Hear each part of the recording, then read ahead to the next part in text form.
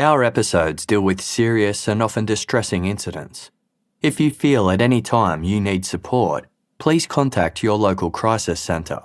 For suggested phone numbers for confidential support and for a more detailed list of content warnings, please see the show notes for this episode on your app or on our website.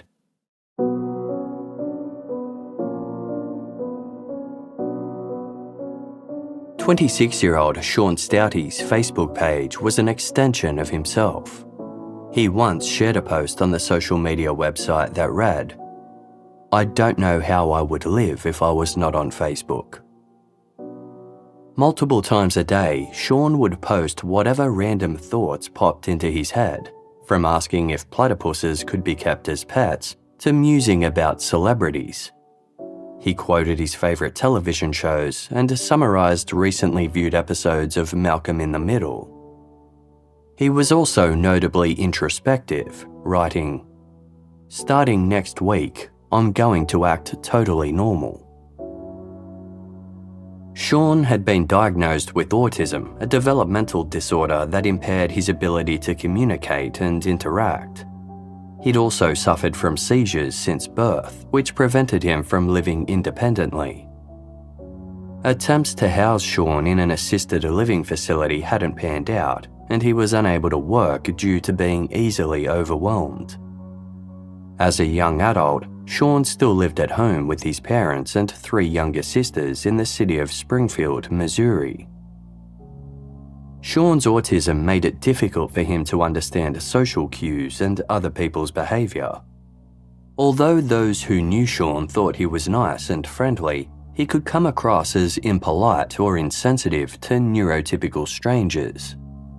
He was aware of how his condition impacted others, lamenting on his Facebook page, "I'm not a bad person. I have social problems. All I want is to live a normal life." Every so often, Shawn posted about his home life, anything from how his family's cars were getting their tyres pressure checked to venting about his dirty bedroom carpet. Then, in early April 2012, Shawn's Facebook posts took on a new focus. He began sharing how his father, Mark Staudte, had started acting strangely. As Shawn only had several online followers and they rarely engaged with his content, these posts drew little attention. Despite this, Shawn continued to provide daily reports about his father's increasingly odd behaviour. According to Shawn, Mark Staudte was suffering mental problems that were also weakening his body. Quote, "My father is slowly starting to have problems with driving and accomplishing anything. When he drove a car, the car swerved a little bit. I had to help him keep the car direction straight and properly turning." In another post, he claimed his father was so insane that Shawn didn't want to be friends with him anymore. On Saturday, April 7, Shawn posted, "My father is slowly getting sicker. His voice is slurred, his walking is wobbly, his body is more tired than normal. He is sleeping in bed longer than us. He may collapse under his weight at any time." The next day, Shawn wrote that his father had spent half the day in bed and was struggling with basic physical tasks. Then on Monday, April 9, Shawn announced, "My father died. He lived a full life. The cause of death is a stroke. His funeral is this week. His belongings now belong to my sisters."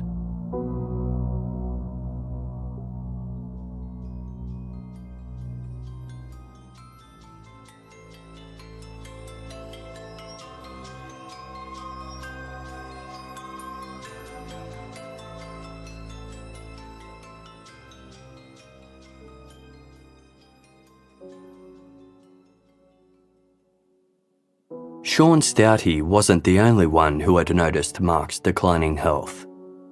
2 days before Mark's death, he'd attended a recording session with his band, a blues outfit called Messing with Destiny. As the band's lead singer and guitarist, Mark had to project excitement and enthusiasm in order to put on a great show. This came naturally to Mark because music was his life's passion. It had even drawn him to his wife, Diane, who was a church organist, and the couple endeavoured to pass their love of music down to their children.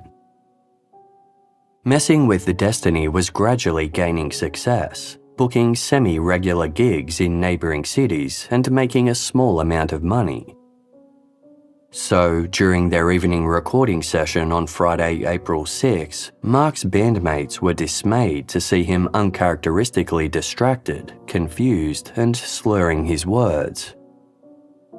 They didn't think Mark was drunk, but wondered if his poor diet, lack of exercise, or other unhealthy vices might have caught up with him.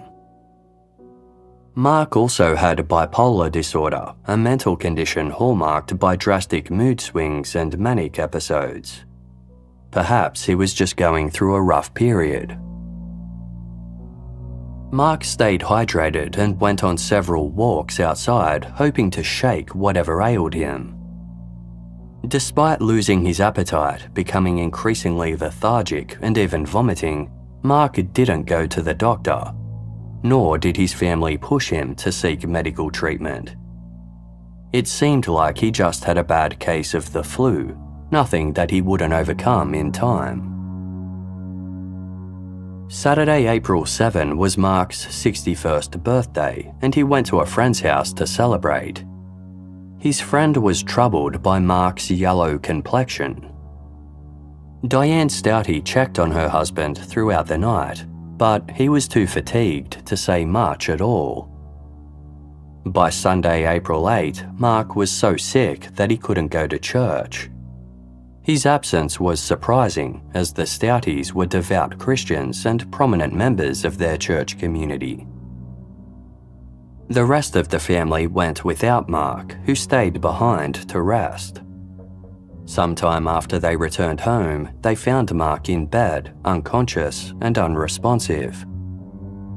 Diane called emergency services, but there was nothing they could do.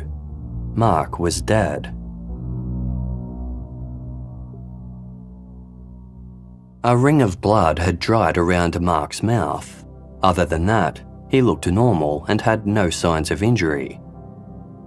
Diane Staudte was able to detail her husband's final hours, which culminated in him suffering 3 seizures on Sunday. He had never had a seizure before. The last one occurred 45 minutes before Diane found Mark not breathing. She said she'd wanted to call 911 sooner, but Mark had insisted that he didn't want to go to hospital. Diane explained that Mark had diabetes and was developing Alzheimer's, which was gradually destroying his mental functions. This was in addition to liver problems he'd acquired from drinking alcohol in excess. Mark was also a long-time cigarette smoker and would sometimes smoke cannabis.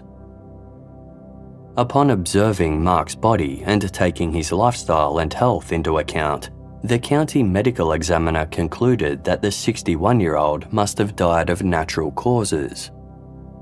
They didn't think it was necessary to perform any tests or an autopsy. Diane Staudte announced Mark's untimely passing on her Facebook page, telling the couple's devastated friends that her husband of 27 years had reached his eternal home. She quoted from the Gospel of John, "Let not your hearts be troubled. Believe in God. Believe also in me." Mark was cremated and his ashes scattered at a lake.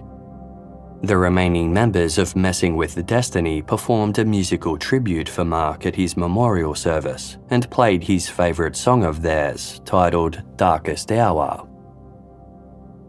Mark's daughter Rachel paid tribute to her father with a poem by influential German writer Johann Wolfgang von Goethe. "Over the hilltops is calm. In all the treetops you feel hardly a breath of air. The little birds fall silent in the woods. Just wait.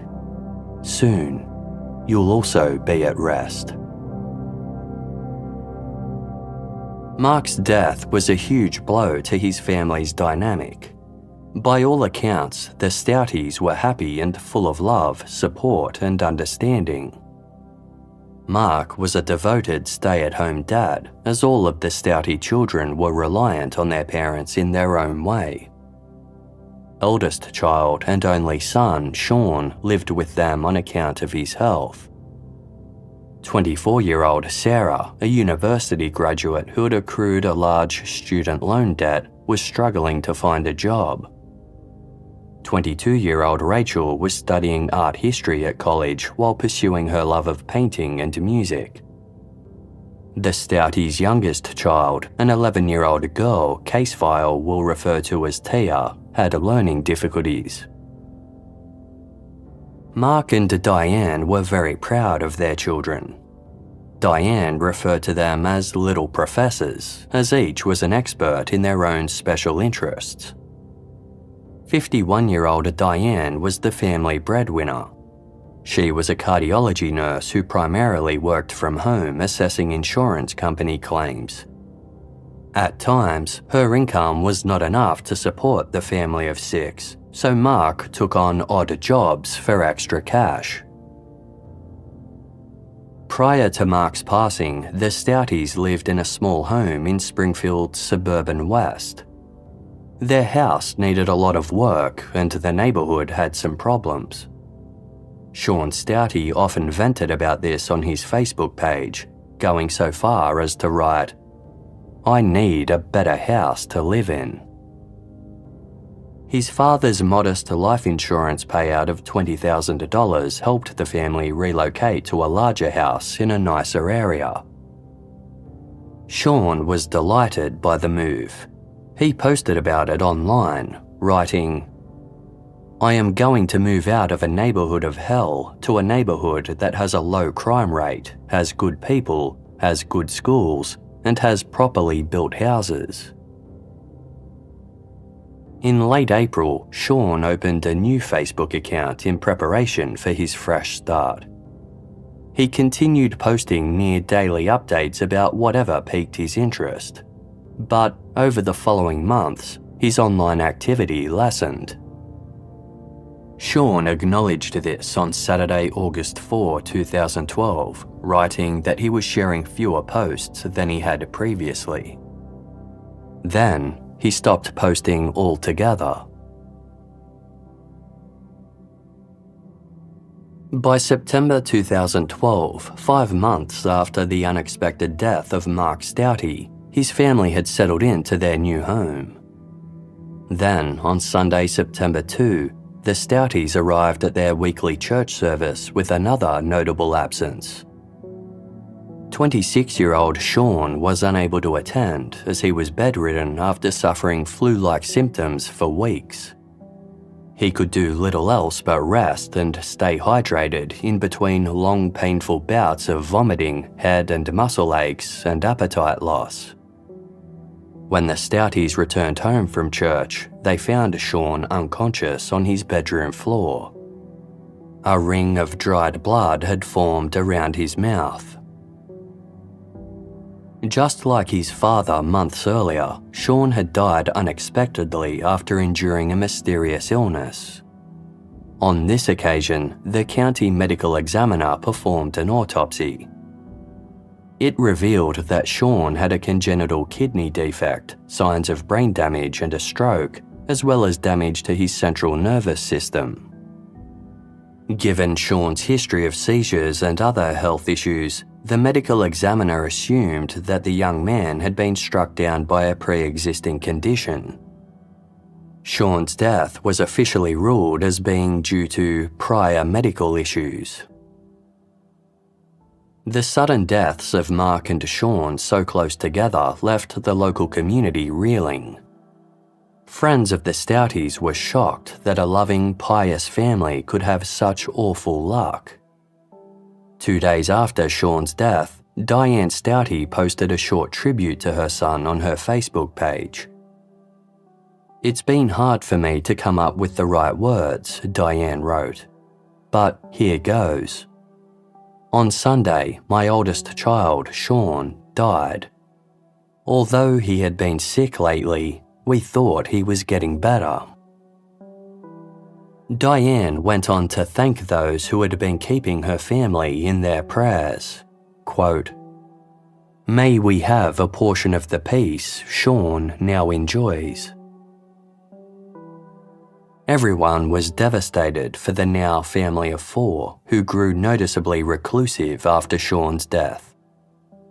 His remains were cremated, but unlike his father, there was no funeral or memorial to honour his life. Diane Staudte seemed to be taking the loss of her husband and son in her stride. She focused on taking care of her 3 daughters, Sarah, Rachel and Tia, and threw herself into her music and church commitments. The local community rallied around Diane, who responded well to the guidance and support provided by her pastors. Even Diane's daughter, Rachel, was struck by how well her mother coped in the aftermath of Shawn's inexplicable death. Rachel posted on her Facebook page, "Don't think I've seen Mum so chilled out like this in a long time." But this moment of calm was short-lived.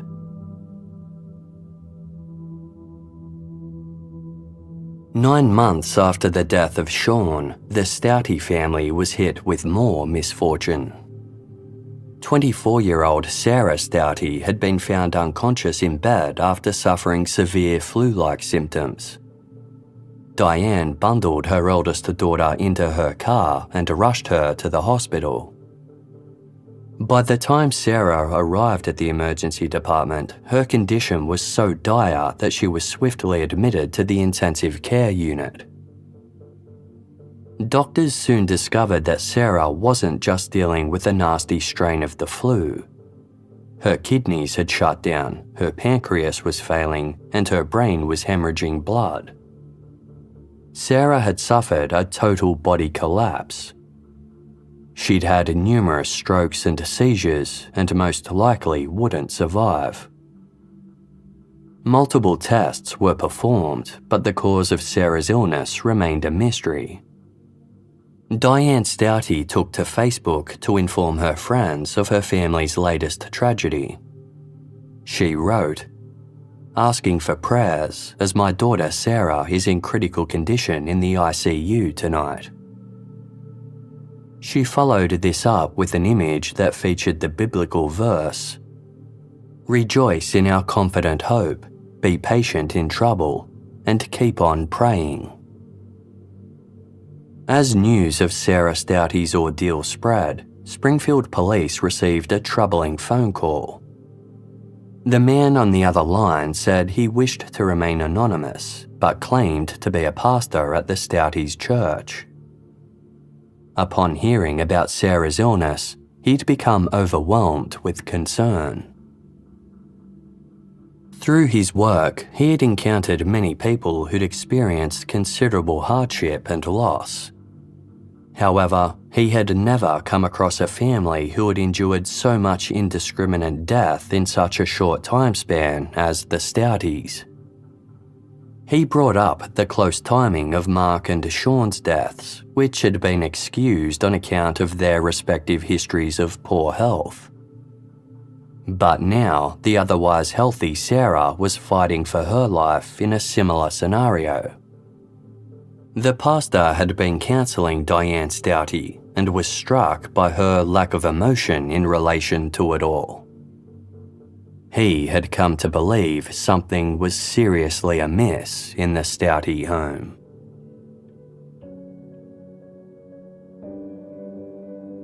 Police went to speak with the physicians treating Sarah Staudte. They had performed multiple tests to identify what was impacting her, but everything medical or genetic was ruled out.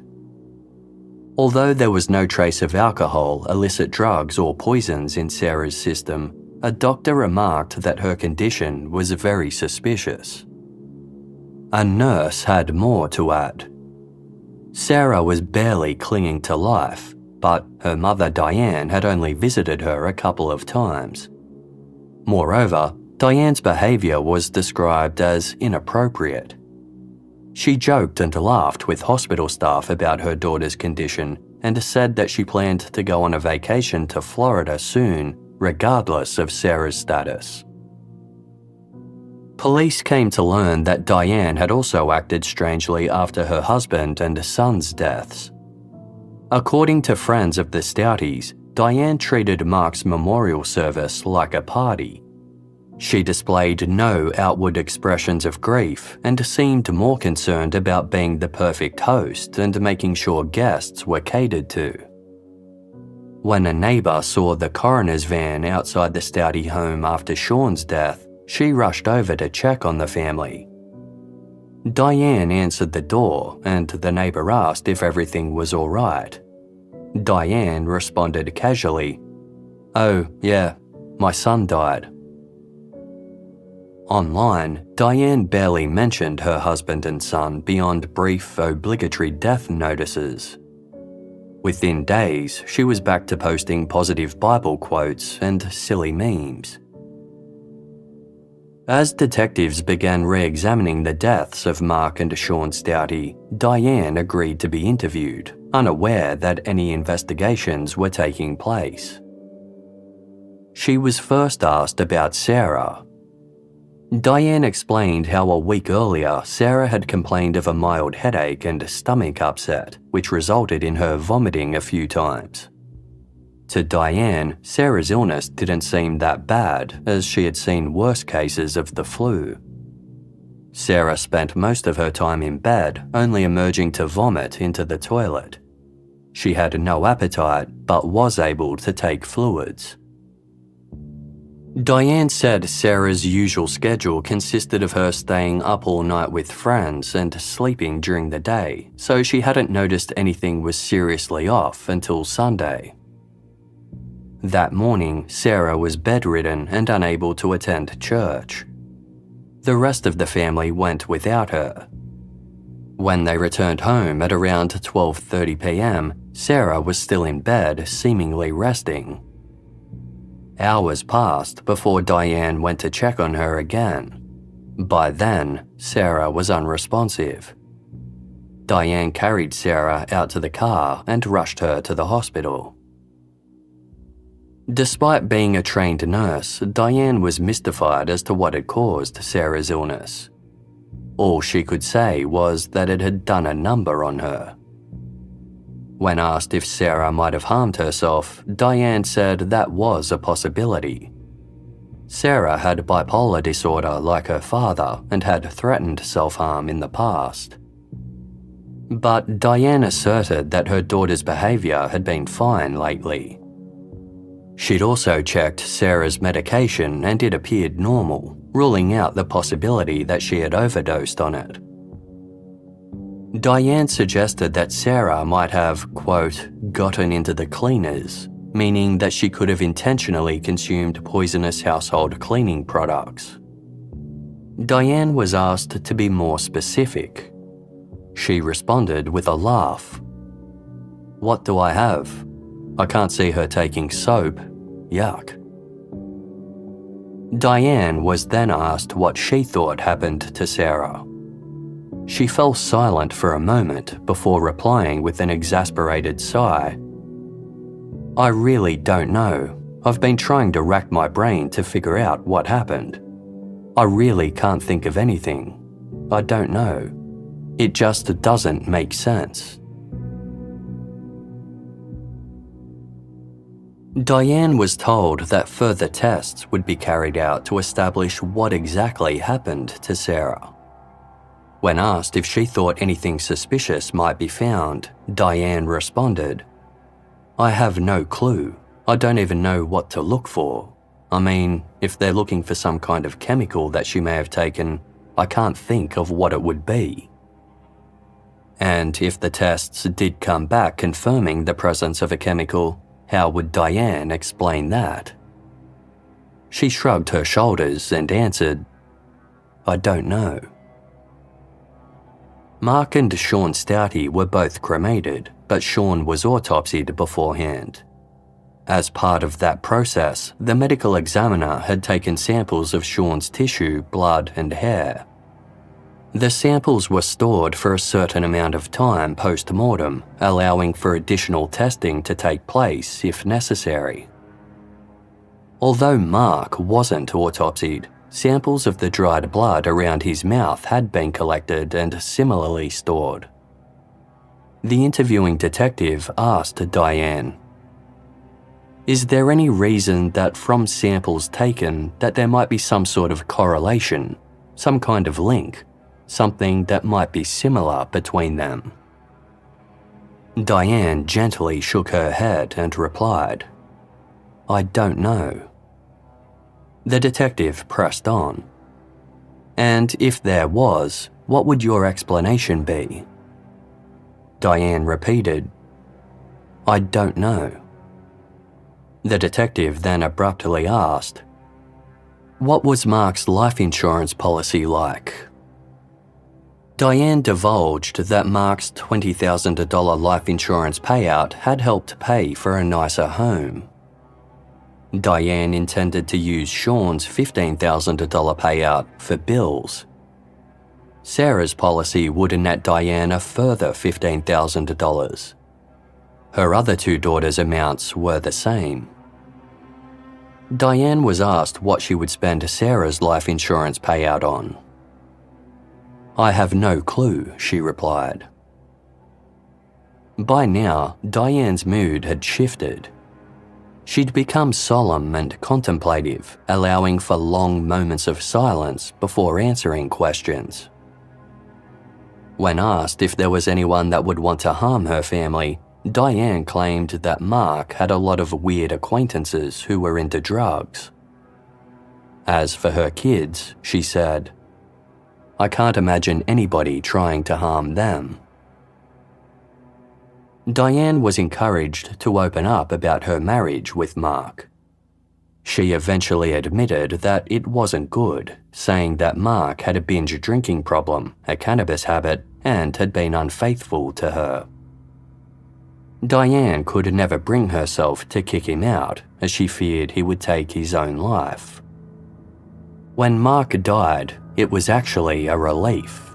"I just don't tell people that," Diane admitted, before adding, "Despite all his faults, I still loved him." Suspecting Diane was holding back information, the interviewing detective appealed to her religious beliefs. Referring to her as a God-fearing woman, he asserted that the right thing to do was to speak honestly and ask for forgiveness. He told her, "I think you're a very good lady with the right intentions. Everybody reaches a tipping point or a breaking point.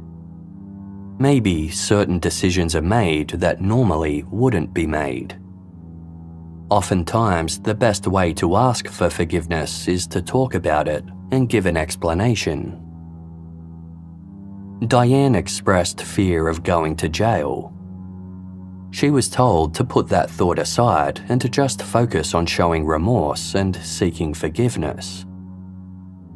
Finally, after 2 hours of questioning, Diane flatly admitted, "To put it really short and sweet, I knew they were drinking antifreeze."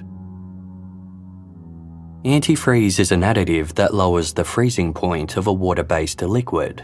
It is used in vehicles to stop the water in the engine cooling system from freezing during winter months. Commonly known as engine coolant, antifreeze can be purchased at motoring supply shops and gas stations, and is a common item found in residential garages. It is extremely hazardous when ingested.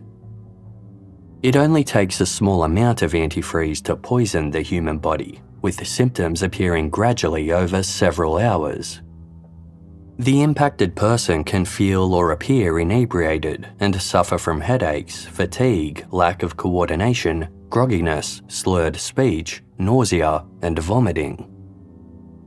As the body breaks down the antifreeze, the chemical can interfere with kidney, lung, brain, and nervous system function, with organ damage occurring 24 to 72 hours after ingestion. It results in rapid breathing, a racing heartbeat, and convulsions, concluding with loss of consciousness and a death. Diane Staudte was asked how she knew her family members were drinking antifreeze. She replied, "Because I saw them drinking it. I didn't know what else to do. I really didn't." Diane admitted that she had reached a breaking point. She claimed she didn't want to hurt her family, she was just mad. She was tired of working hard to provide for them while they took advantage of her and showed little appreciation. In Diane's words, Mark was a deadbeat who stayed home drinking, smoking, and enjoying his music. Diane had grown to hate her husband and said he lashed out violently at her and their kids. She couldn't stand being with him any longer, so she killed him. She did the same to Shawn because she was fed up with caring for him. She described Shawn as more than a bother, more than a pest, who was always interfering in everything she did. Shawn's autism prevented him from holding down a job. Diane felt he was being willfully disobedient in his inability to contribute to the household. She felt the same towards Sarah. They often argued about how Sarah didn't try hard enough to get a job. Diane killed Sarah because she didn't want to wind up paying off her student loan debt. She felt very differently about her two youngest children, Rachel and Tia. They treated her well and caused no grief, so Diane hadn't poisoned them. She put it bluntly, "I'm not a perpetual killer. I'm just stupid. I regret doing it. I really do. I've screwed up everybody. I've screwed up my whole family." Diane had researched online and learned about the harmful qualities of antifreeze. It was easy to acquire, and because of its sweet taste and a lack of odour, easy to disguise. No one would suspect Mark, Shawn, or Sarah had been poisoned with antifreeze unless medical personnel knew to look for it, as its symptoms were similar to many normal ailments. Furthermore, the chemical's raw components were easily missed in an autopsy because they weren't part of normal toxicology screenings and required advanced testing to detect. Diane ordered bottles of antifreeze online and poured a couple of teaspoons into Gatorade for Mark and Coca-Cola for her children. She served the lethal concoction to her unsuspecting victims over a period of several weeks. The poison took effect within days, but often just resulted in mild flu-like symptoms. When Diane's target didn't die quick enough, she increased the dosage of antifreeze until it had its desired effect. Following Diane's shocking confession, detectives arrested her and began seeking more information about the Staudte family dynamic. Sarah was still in hospital, and 11-year-old Tia was traumatized by her family's ongoing suffering. Yet, there was still one other sibling who could provide some insight. 22-year-old Rachel Staudte agreed to speak with police. She was unaware that her mother had admitted to poisoning her father, brother, and older sister. In contrast to Diane's account, Rachel said that Mark was a nice dad who fostered his children's independence. She admitted that her parents argued a little bit over money, but no more than any other married couple. Sometimes Diane took issue with Mark's friends as they drank and smoked. Rachel recalled her parents breaking a table during one disagreement, but overall they were close and had a pretty good relationship. She saw no abuse, and the only bad things she had to say about her father had come from her mother. As for Shawn, Rachel said he was extremely low maintenance, all he needed was a puzzle or comic book and he was, quote, a happy camper. Shawn was independent and content being alone, hardly the imposing pest Diane had made him out to be. Rachel didn't consider him to be a burden at all. He had a good relationship with his siblings, especially Sarah. Rachel said that when Shawn was sick, everyone took turns looking after him, though their mother primarily cared for him during the day while she worked from home. Diane gave him Coca-Cola as it was one of the few things he could stomach. When asked about her mother's reaction to Shawn's passing, Rachel said Diane wished they could have done more for him. She felt like a failure as a mum because it was one thing to lose your husband, but far worse to lose a child. Rachel remembered when Sarah fell ill too. The toilet was right across from her bedroom, and at night she could hear Sarah going in to vomit. Rachel tried to convince Sarah to eat, but she had no appetite. She could manage to drink though, so Rachel and Diane would bring her fluids. Things eventually deteriorated to the point where Sarah couldn't get up off the floor. When she lost consciousness, Rachel helped carry her out to the car and take her to the hospital. According to Rachel, Diane expressed guilt over Sarah's predicament too, lamenting that she should have taken her to the hospital sooner. Rachel also recalled the time Sarah had threatened to self-harm. It was during middle school, and Rachel was certain it was only a cry for help. Since then, Sarah hadn't expressed any suicidal thoughts. She had been a high achiever at college and was otherwise doing well. Rachel admitted that Sarah wasn't trying very hard to find work, though her options were limited. She had degrees in French and history, and her interests lay in teaching or translating French, but there weren't many opportunities in Missouri as most students learnt Spanish. It was normal for Sarah to spend the day on her computer watching videos online instead of helping out around the house. Rachel was more frustrated with Sarah than her mother seemed to be. Although Diane was disappointed by Sarah's lack of effort, she was patient with her. Rachel had never seen them arguing. Diane would bring up Sarah's unemployment during normal conversations, but it was never in a heated way, more so a gentle nudging. Rachel admitted that she'd found the situation with her father, brother, and sister weird. She worried that their terminal condition was hereditary and she would catch it next. Diane had reassured her, saying that Mark had a heart problem, Shawn's death was due to his seizures, and Sarah's illness was out of the blue. Diane led Rachel to believe that she would be fine. After Rachel had revealed all of this, a detective told her kindly, "What has happened is your mum has admitted to killing your dad and your brother and trying to kill your sister with poison. I know it's hard to process and a hard thing to even think about, but she basically spelled it out to us how she did this and the reasons for doing it." Rachel sat in shock as the truth set in.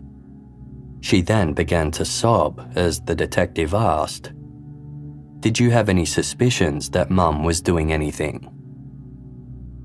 Rachel tearfully explained that she knew her mother was frustrated, but she had no idea that she wanted to harm their family. Meanwhile, a search of the Staudte home uncovered evidence pertaining to Diane's crimes, including a bottle of Prestone brand antifreeze engine coolant in the garage. Next to it was a 6-pack of Coca-Cola. Examination of a laptop revealed that between searches for Christian sheet music and funny cat videos were many others relating to fatal essential oils, poisons used in suicides, herbs that cause stroke, and where to purchase rat poison. The same laptop was used days after Mark Staute's death to determine lethal doses of over-the-counter pain relief medication for adults weighing 48 kilograms. This was Shawn Staute's weight. Officers searched a bedroom and noticed a purple notebook sitting on top of a shelf. The word journal was printed across the front cover, and the pages inside were full of handwritten musings about the day-to-day happenings of the Staudte family. An entry dated Monday, June 11, 2011 stood out. It read, "Sometimes I wish I could avoid the future and keep looking to the past. It's sad when I realise how my father will pass on in the next 2 months and how Shawn, my brother, will move on shortly after. And yet, it's really helpful. I'm being warned, so I have more time to prepare and to cope. Also, I get to have Dad's car when he's gone. It'll be tough getting used to the changes, but everything will work out."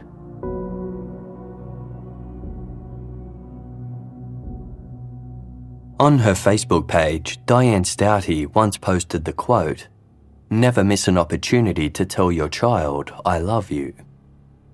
Despite this, only one Staudte child received the bulk of her affection. Diane's third oldest, Rachel, was her perfect golden child.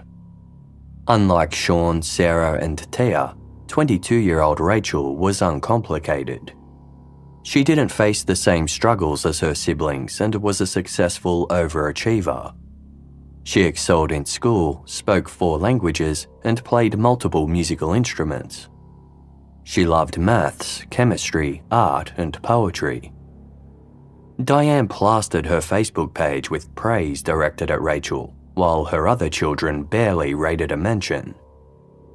It was clear Rachel was Diane's favourite, and the pair shared a remarkably close, best friend type bond. They understood one another and confided in each other. Rachel also confided in her personal diary, a journal with a purple cover that she kept on a shelf in her bedroom. Mark and Shawn were killed nearly a year after the entry Rachel made predicting their deaths, well over the 2-month deadline she had anticipated. Yet, the fact she even knew about them beforehand was surprising. And a search of Rachel's purse uncovered a poem she had written after Sarah was hospitalised. It read, "Once upon a time there were 6, and now there are only 3. Only the quiet ones are left. My mum, my little sister, and me." In Diane's police interview, she had insisted that no one else knew what she'd done. During Rachel's interview, she was asked directly if she had any involvement in her mother's scheme. Rachel had shook her head no and cried. Following the discovery of Rachel's diary, police conducted another interview with her. They kept word of the find to themselves and instead just asked how she felt about what her mother had done. Rachel said she was confused and shocked, explaining, "No one expects to have somebody that they know do that. I mean, who judges who can live?" Detectives then asked, "Did your mother ever say anything to you about any of your family members being in bad health and that they were going to die in the near future?" Rachel said that her mother had spoken about Mark smoking and drinking. She said if he kept it up, then he wasn't going to make it to the age of 80. Rachel claimed that Diane had never mentioned anything about Shawn or Sarah's future. Rachel was shown a banal entry from the purple journal found in the Staudte home. She confirmed the diary was hers and that she had written the entries within. She was then shown the entry where she predicted Mark and Shawn's deaths. Rachel thought for a moment before explaining that she had a dream around that time that Mark and Shawn would die. She claimed she told her mother about the dream. "What did you tell your mother?" the police asked. Rachel started to sob tearlessly as she replied, "That it would be quick and easy, that they'd be in heaven soon, and we could move on." Rachel continued to open up, stating matter-of-factly, "I didn't know when my mother bought the antifreeze, but I knew she'd been doctoring drinks with that." Although the interviewing detective was stunned by Rachel's admission, he remained cool and kept asking questions. Rachel admitted that her mother had confided in her about her intention to kill the others. She offered more insight as to how the plan came to fruition. After Diane settled on antifreeze as her murder weapon, she purchased it online. This was because antifreeze sold in stores has an added bittering agent to prevent accidental ingestion. Diane kept a small amount of antifreeze hidden in a container under the kitchen sink. She would tip out 2 inches or so of whatever drink she'd poured for Mark, Shawn or Sarah, and then refill it with the poison. By this point in Rachel's interview, she'd admitted to knowing that her mother was intending to kill family members, but maintained that she'd acted alone. Yet, when explaining how Diane researched by reading a book about poisonous plants, Rachel initially said, "we would," before quickly correcting her answer to "she would." Detectives suspected they weren't getting the full story. They told Rachel that they'd seized the laptop she and Diane shared and asked what they'd find on it. Rachel admitted that she had once searched, "how to kill someone." The interviewing detective then asked a risky question, not expecting to receive the answer he was looking for. "Your mother would pour some of the drink out and then she would put the antifreeze in the drink and then give it to your father. How often did you do that?" After thinking for a moment, Rachel replied coolly, "Once." The detective was stunned. When he pressed Rachel to be honest, she clarified her answer. 3-4 times. This gradual drip feed of information formed the basis of Rachel's confession. She would initially give a broad, uncertain or deceptive answer before being grilled with follow-up questions. Eventually, she gave detailed, consistent answers that aligned with the facts of the case. She was first interrogated about her father's death. "It was a trade-off," Rachel said casually. "Mum would do it, then I would." Rachel mixed the drinks for her father twice a day, once in the morning and once in the evening, for several weeks.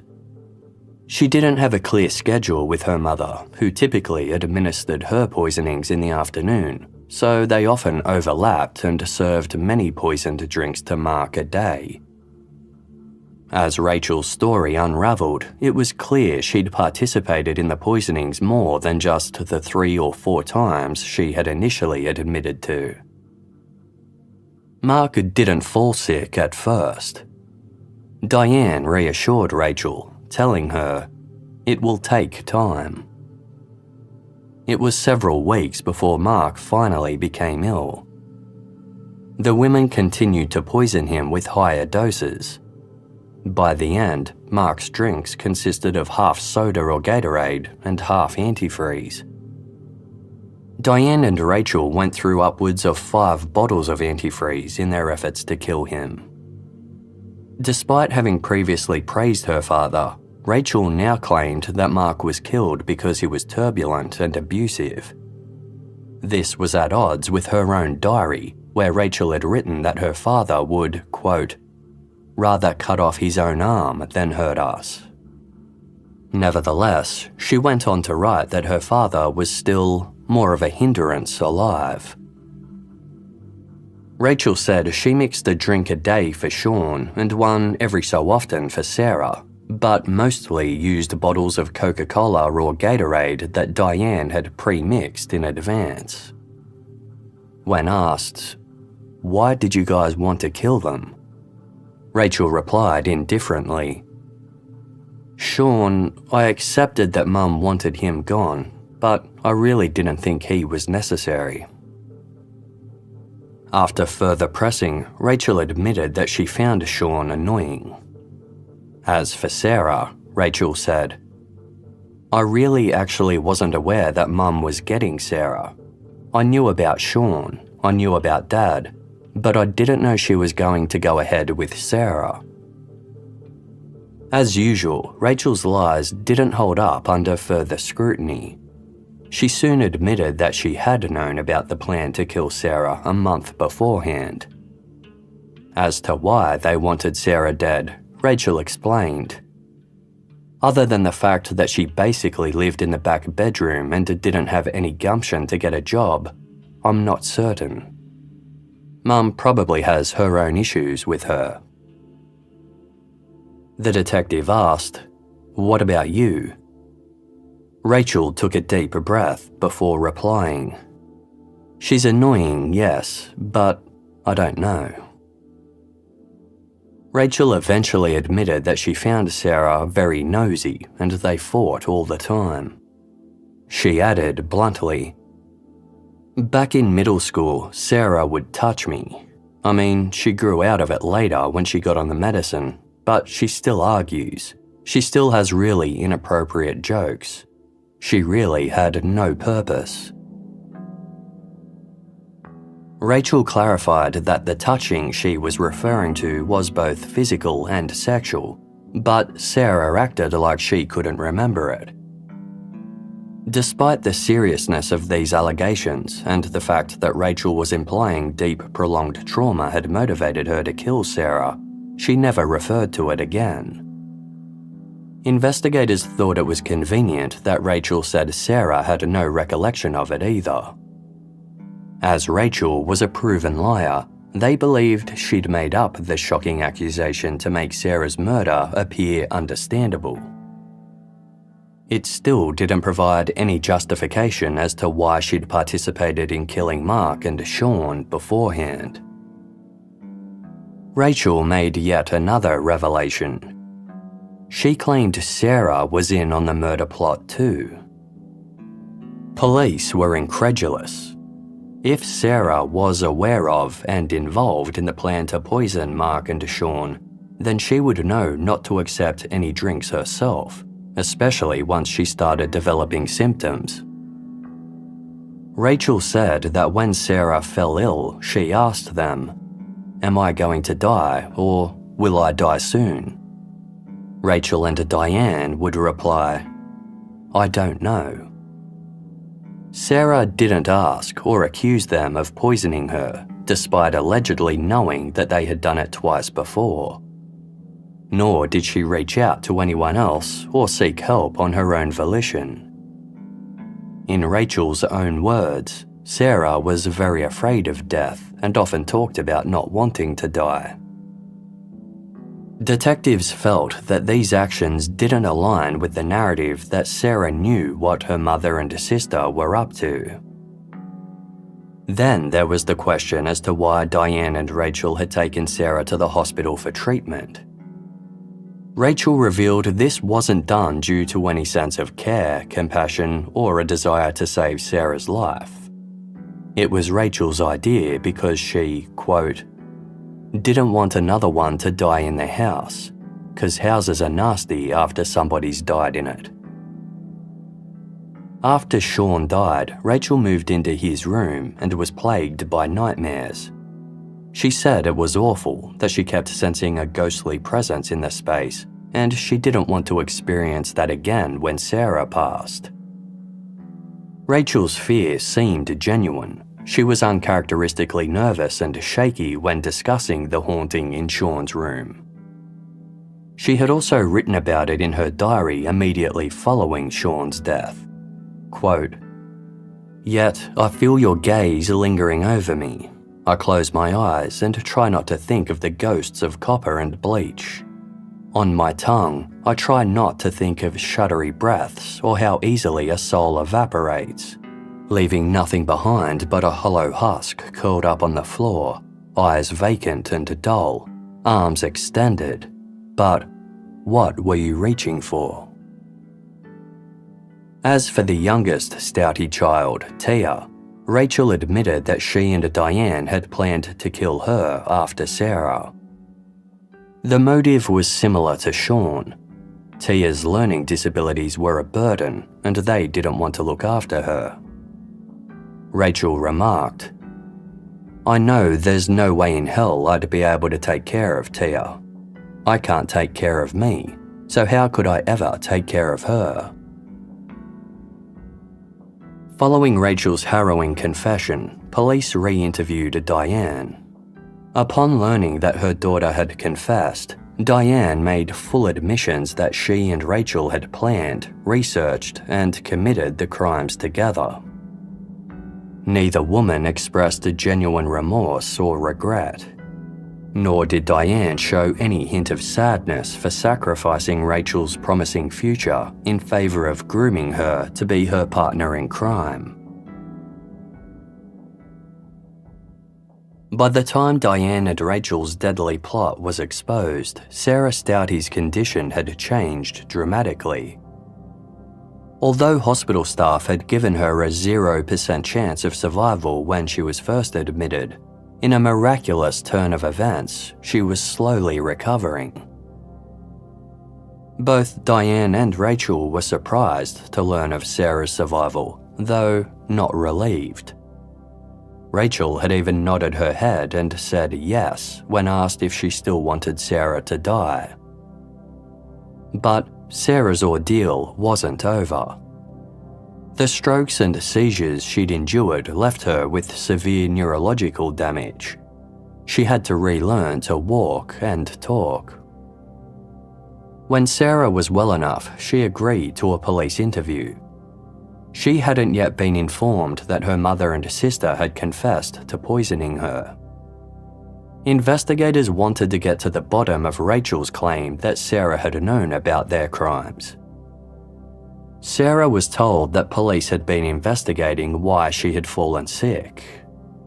"What do you think we found out?" detectives asked. Sarah replied, "I don't know." When asked if she thought anyone would try to hurt her, Sarah said, "No, all I know is that I got sick." Sarah was then informed that her mother and sister had admitted to making her unwell.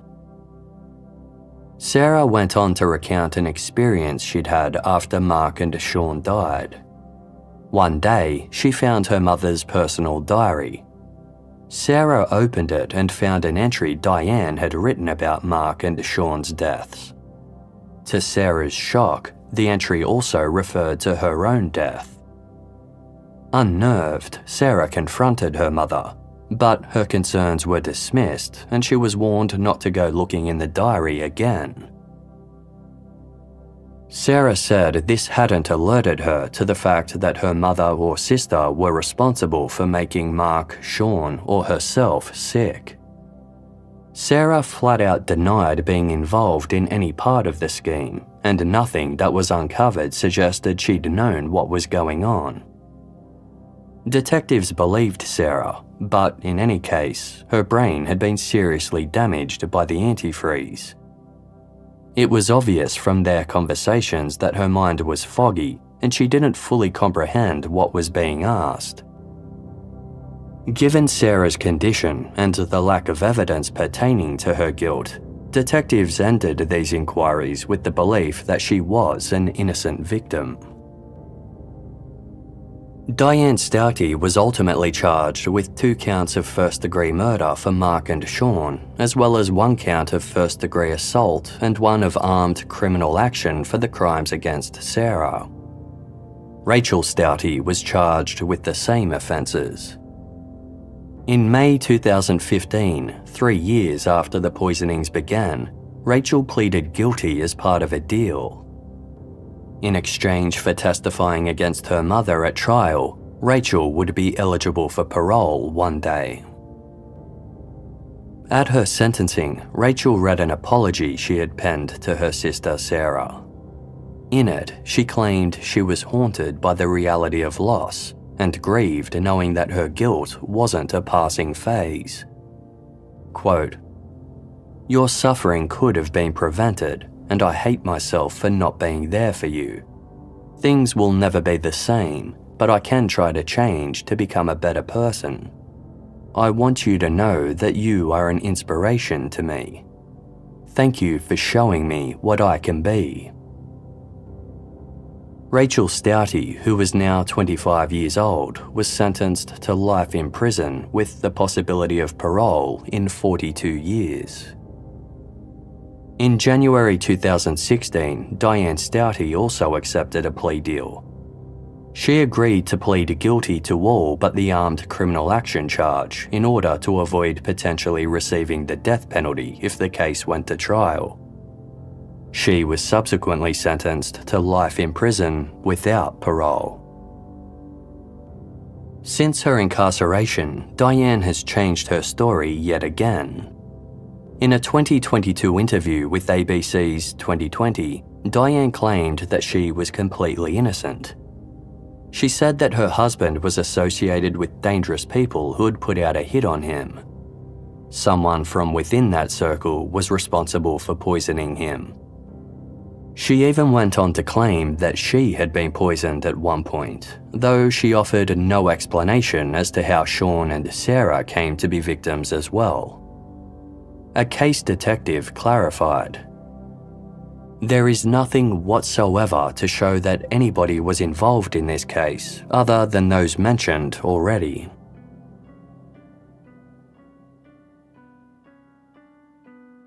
If Rachel Staudte hadn't incriminated herself in her diary, there was a very real possibility that her involvement in the poisonings would have never been uncovered.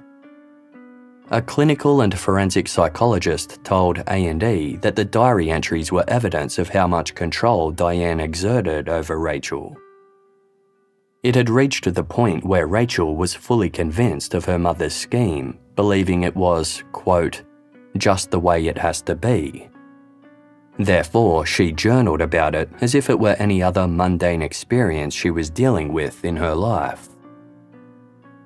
As a result of Sarah Staudte's permanent neurological damage, she now lives in an assisted care facility and has a state-appointed guardian. Sarah was unable to care for her youngest sibling Tia, who was consequently placed in foster care. In a statement read aloud in court, Sarah said, "I prefer to be a survivor than a victim." She intends to fulfill her dream of travelling to France and becoming a translator.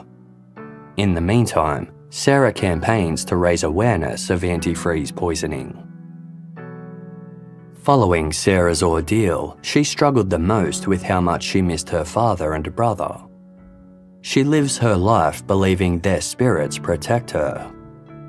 Quote, "Mark and Shawn are like angels watching over me, and every once in a while, I have dreams that they visit me." Although Sarah was angry when she found out her mother and sister had poisoned her, she has since moved past this feeling. "I forgive them for what they did, because forgiveness is the right thing to do."